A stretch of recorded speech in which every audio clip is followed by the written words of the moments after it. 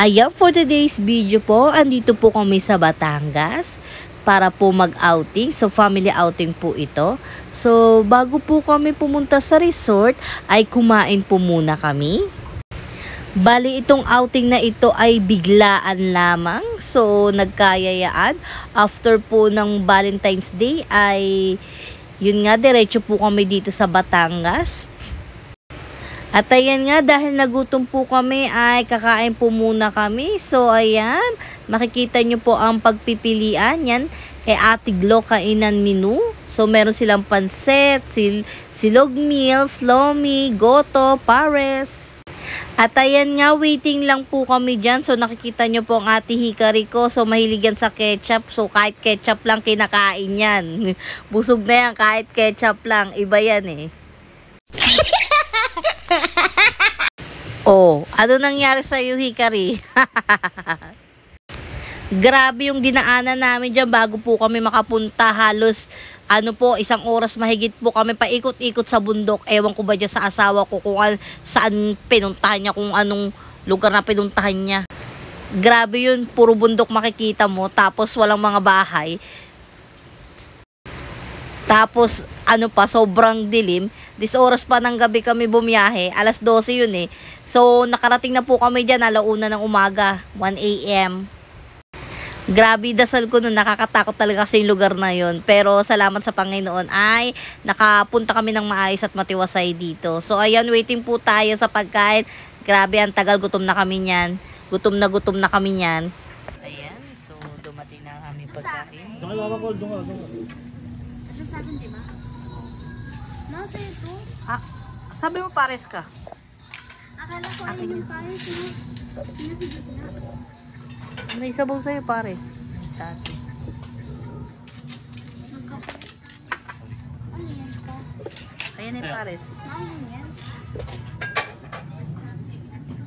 At ayan nga, dumating na ang foods na in-order namin. Bali, ang order ko ay tapas, sa bunso ko na si Nicole ay pares, sa asawa ko ay pork chop, at ang sa ate ko ay tocino. So ayan, kain po tayo. Grabe, gutom na po kami niyan. Gutom at antok.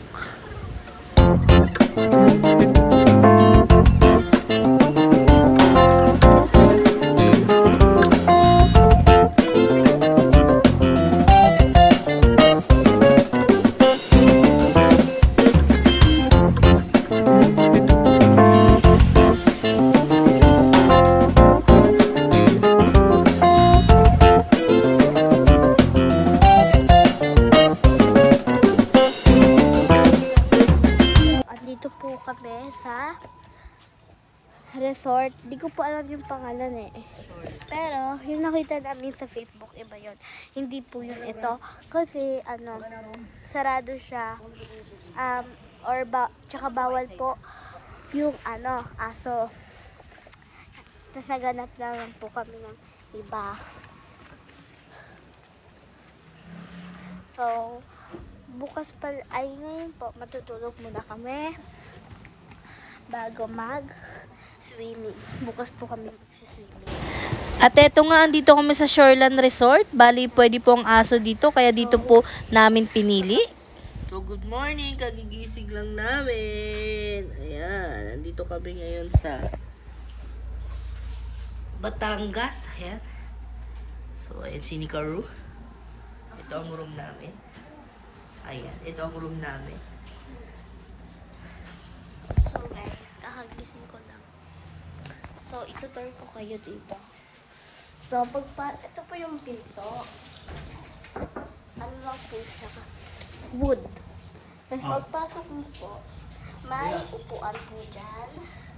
May lalagyan na ng mga gamit. Tapos, may dalawang higaan na po. Isa, dalawa. Tapos dito naman po, sa gitna ng yan, lakarin mo po. So may po dyan, pwede po kayo. Diba? May nagsiswimming po. Tapos may aircon din po tayo. Tapos may remote din po tayo. TV. Tapos meron po dito, pwede paglalagyan. May libre na pong tuwalya, sabon, toothbrush, shampoo. Ayan, ito siya. So, mapakita ko sa inyo. So, ito yung libreng tuwalya nila. Pwede nyo mag-gamit. May kumot na rin.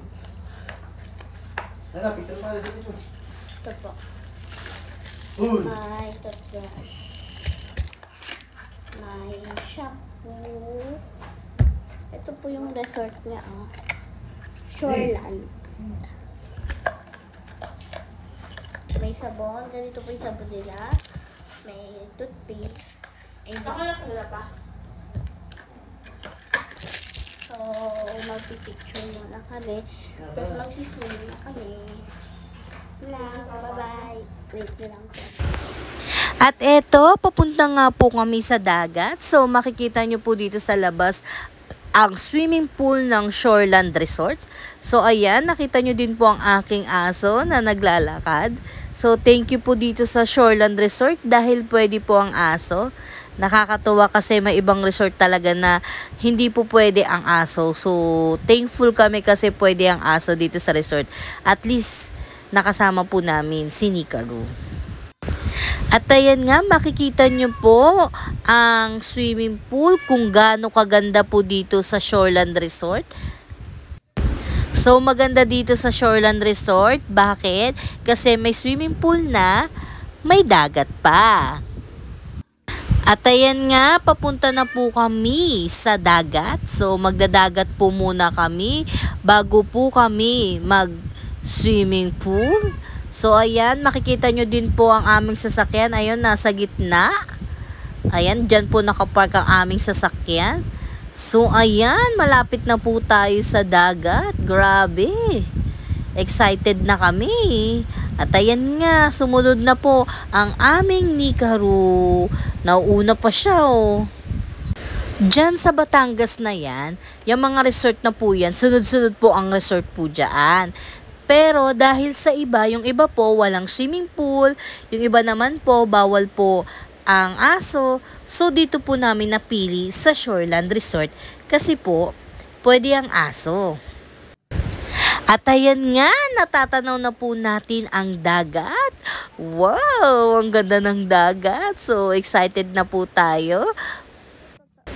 At ayan nga, nakikita nyo din po ang aming Nikaru. So, syempre, hindi mawawala yan.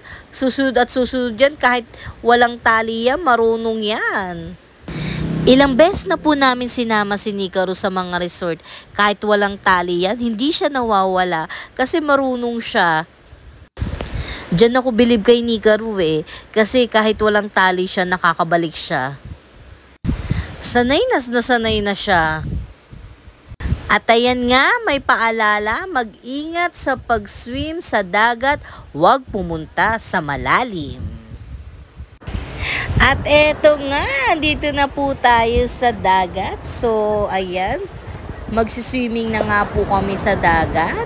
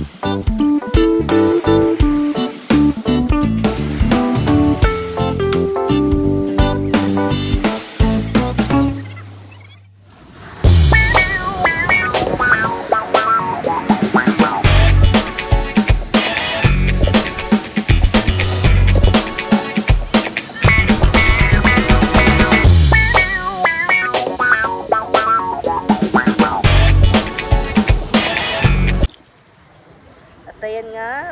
So, tapos na kami dito sa dagat. Maya-maya pupunta kami uli dyan. So, pupunta muna kami sa swimming pool. Ayan. Swimming pool muna kami. Ayan, ganyan. Ganyan kaganda ang dagat. Blue. Tapos, ganda ng ahon, ng alon. Ayan. So, ayan, pagtapos namin sa dagat, punta muna kami sa swimming pool. Ay, sinikaro. O, diba? Wiwi pa siya, oh. So, dito sa resort na pinuntahan namin, pwedeng aso. Pero sa kabilang resort, wala aso eh. So, magbabanlaw muna kami. Kasi puro buhangin kami.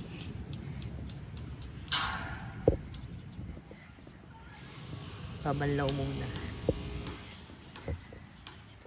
Ayan ang nikar ko. Ayan. So, ayan, banlaw-banlaw muna para matanggal ang buhangin.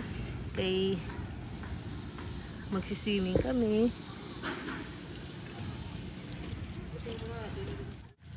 At eto nga, dito na kami sa swimming pool. So, ang dalawa kong anak ay sobrang excited. So, nakikita nyo po, andyan na po ang dalawa kong anak na lumalangoy sa swimming pool. At syempre, andyan pa rin ang aking nikaru. At ayan, nakikita nyo nga po ako. So, nagbanlaw po ako dyan. Ayan nga, puntahan po natin ang dalawa kong anak. So, sobrang excited nila. Ayan, nauna po sila dyan. Ayan, nakikita nyo po ang aking bunso na si Nicole. At ayan, ang aking ate Hikari. Lagpas mo na ulo? Lagpas mo na ulo? Lagpas mo na ulo? Lagpas mo na ulo yan? Oh, nakakalutang ka? Galing mo naman na, krunong na ikaw? Ayan nga, ang gagaling ng mga anak ko, marunong lumangoy, talo pa nila ang kanilang nanay. Ako hindi ako marunong lumangoy eh. So sila kahit lagpas ulo, kayang-kaya nila lumangoy at lumutang. Sana all.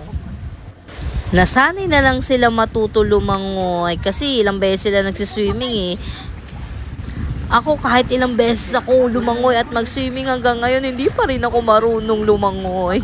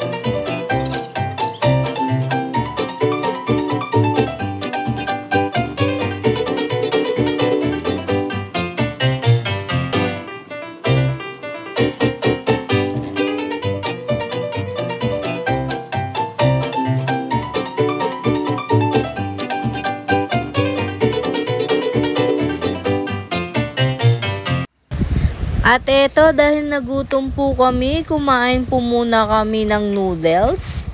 Ayan, dito na po kami nag-breakfast. So, kain po tayo. At eto nga, nakabihis na kami.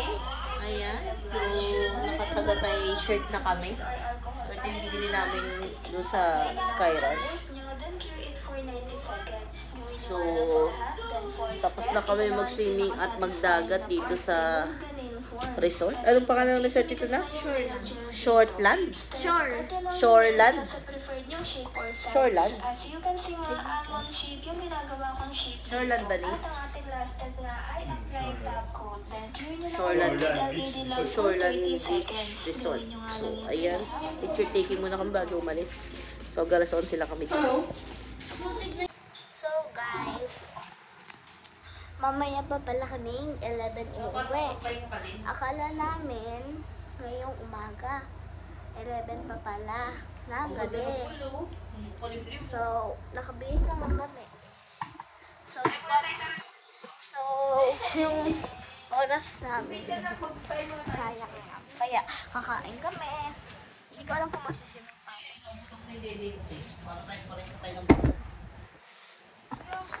Wala nang tao sa sasbiyan. Yung guys, home. Kakain kami. Di ko alam kung saan yan.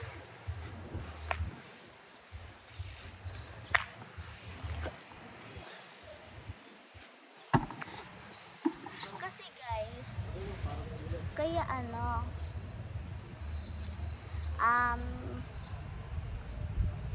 nakaayos na kami. Yung gamit ka namin nasa sasakyan na eh. Tapos sabi bigla ni Papa, 11 pa pala ng gabi. Kala namin umaga kasi guys na eh. Makakain muna kami. At eto, pauwi na nga kami. Ayan, so ingat kami. Salamat sa experience. Shoreland Beach Resort. Salamat sa experience.